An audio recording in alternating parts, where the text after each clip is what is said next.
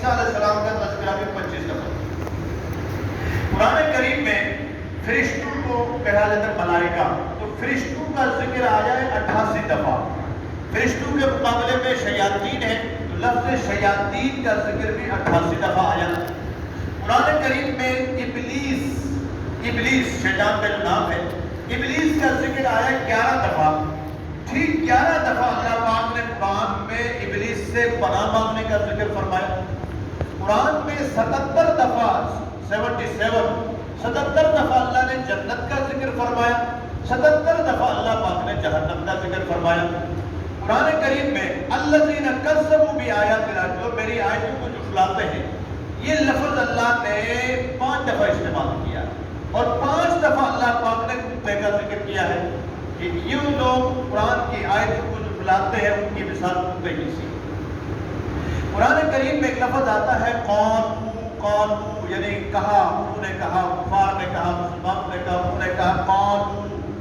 یہ لفظ آیا 332 دفعہ، بالکل 332 دفعہ لفظ قل آیا ہے۔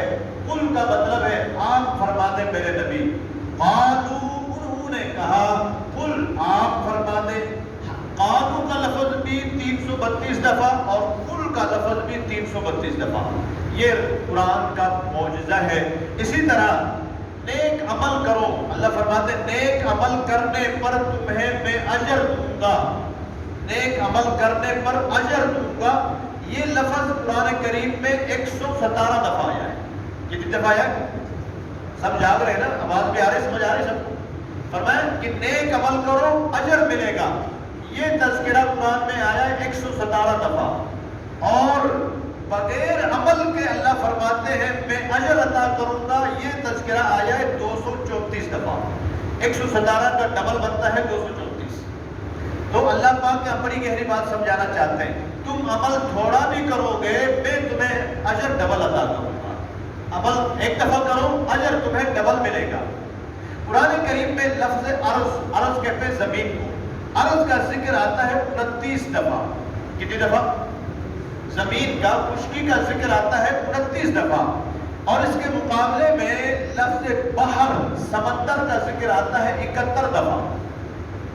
29 دفعہ زمین کا، 71 دفعہ سمندر کا ذکر آتا ہے۔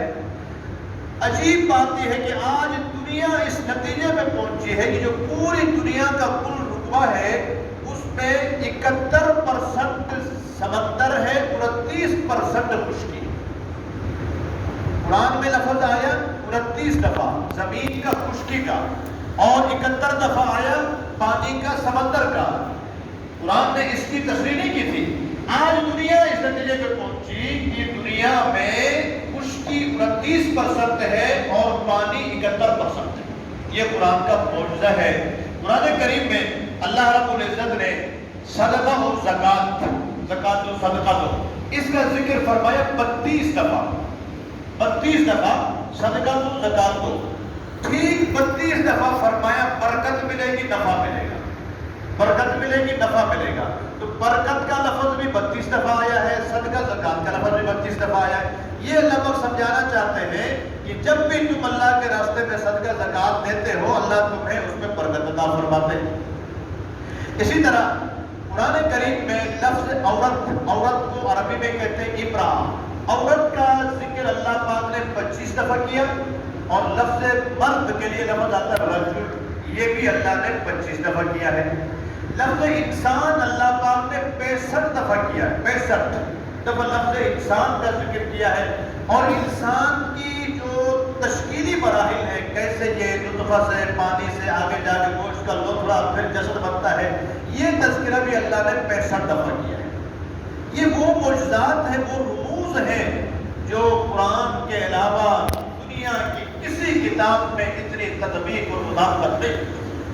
قرآن کریم میں اللہ پاک نے لفظ یوم کہتے ہیں دن کو، اور لفظ لیل کہتے ہیں رات کو۔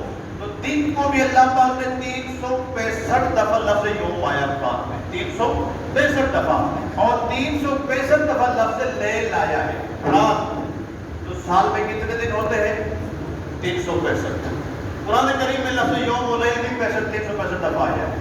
قرآن کریم میں لفظ شہر کہتے ہیں منتھ کو، مہینے کو، لفظ شہر آیا ہے 12 دفعہ. سال میں مہینے کتنے ہوتے ہیں؟ 12.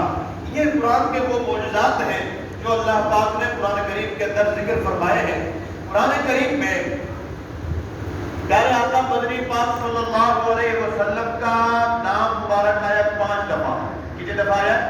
5 دفعہ. یعنی 4 دفعہ محمد، 1 دفعہ احمد. 4 دفعہ محمد، 1 دفعہ احمد ہے. یہ قرآن کریم میں 5 دفعہ حضور کا نام آیا ہے.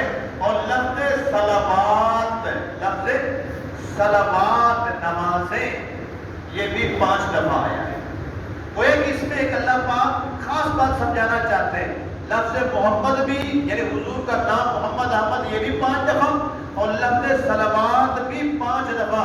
اللہ سمجھانا چاہتے ہیں کہ نمازوں کا محمد کے ساتھ خاص تعلق ہے، نمازوں کا حضور کے ساتھ خاص تعلق ہے. اس لیے میرے نبی نے کیا فرمایا؟